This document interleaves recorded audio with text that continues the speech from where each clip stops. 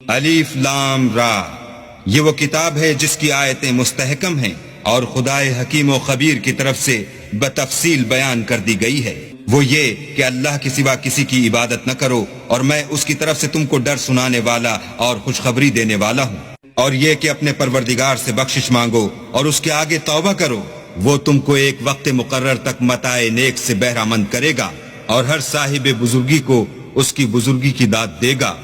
اور اگر روگردانی کرو گے تو مجھے تمہارے بارے میں قیامت کے بڑے دن کے عذاب کا ڈر ہے۔ تم سب کو اللہ کی طرف لوٹ کر جانا ہے، اور وہ ہر چیز پر قادر ہے۔ دیکھو یہ اپنے سینوں کو دوہرا کرتے ہیں تاکہ اللہ سے پردہ کریں۔ سن رکھو جس وقت یہ کپڑوں میں لپٹ کر پڑتے ہیں تب بھی وہ ان کی چھپی اور کھلی باتوں کو جانتا ہے۔ وہ تو دلوں تک کی باتوں سے آگاہ ہے۔ اور زمین پر کوئی چلنے پھرنے والا نہیں مگر اس کا رزق اللہ کے ذمے ہے۔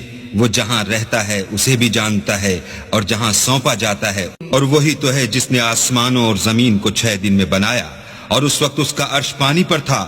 تمہارے پیدا کرنے سے مقصود یہ ہے کہ وہ تم کو آزمائے کہ تم میں عمل کے لحاظ سے کون بہتر ہے۔ اور اگر تم کہو کہ تم لوگ مرنے کے بعد زندہ کر کے اٹھائے جاؤ گے تو کافر کہہ دیں گے یہ تو کھلا جادو ہے۔ اور اگر ایک مدت معین تک ہم ان سے عذاب روک دیں تو کہیں گے کہ کون سی چیز عذاب کو روکے ہوئے ہے۔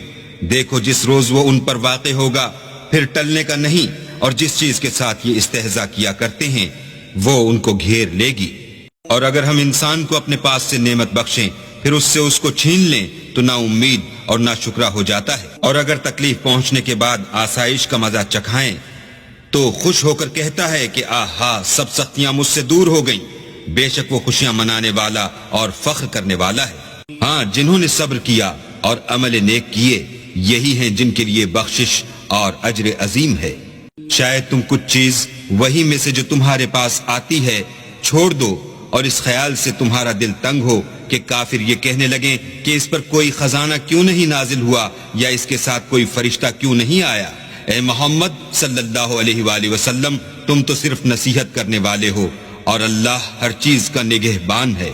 یہ کیا کہتے ہیں کہ اس نے قرآن از خود بنا لیا ہے؟ کہہ دو کہ اگر سچے ہو تو تم بھی ایسی 10 صورتیں بنا لاؤ، اور اللہ کے سوا جس کو بلا سکتے ہو بلا بھی لو۔ اگر وہ تمہاری بات قبول نہ کریں تو جان لو کہ وہ اللہ کے علم سے اترا ہے، اور یہ کہ اس کے سوا کوئی معبود نہیں، تو تمہیں بھی اسلام لے آنا چاہیے۔ جو لوگ دنیا کی زندگی اور اس کی زیب و زینت کے طالب ہوں ہم ان کے اعمال کا بدلہ انہیں دنیا ہی میں دے دیتے ہیں، اور اس میں ان کی حق تلفی نہیں کی جاتی۔ یہ وہ لوگ ہیں جن کے لیے آخرت میں آتش جہنم کے سوا اور کچھ نہیں، اور جو عمل انہوں نے دنیا میں کیے سب برباد، اور جو کچھ وہ کرتے رہے سب ضائع ہوا۔ بھلا جو لوگ اپنے پروردگار کی طرف سے دلیل روشن رکھتے ہوں اور ان کے ساتھ ایک آسمانی گواہ بھی اس کی جانب سے ہو، اور اس سے پہلے موسیٰ کی کتاب ہو جو پیشوا اور رحمت ہے، تو کیا وہ قرآن پر ایمان نہیں لائیں گے؟ یہی لوگ تو اس پر ایمان لاتے ہیں، اور جو کوئی اور فرقوں میں سے اس سے منکر ہو تو اس کا ٹھکانہ آگ ہے۔